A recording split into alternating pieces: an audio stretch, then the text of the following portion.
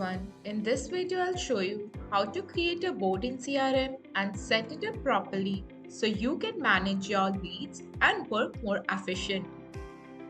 To start creating the board, first navigate the menu on the left hand side, go to CRM, go to board section. From here, click on New Board.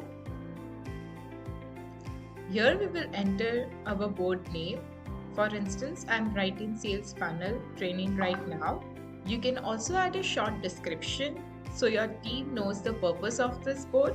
For now, we will skip it and just click on go to columns. We'll set up the columns now.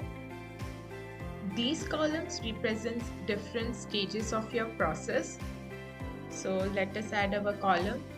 My first column, I'll write it as new. That is the new lead or interested lead. The next column I'll write as scheduled visit. In my third column I will write as visit done. And in my fourth column I will write it as won. That is the lead is converted.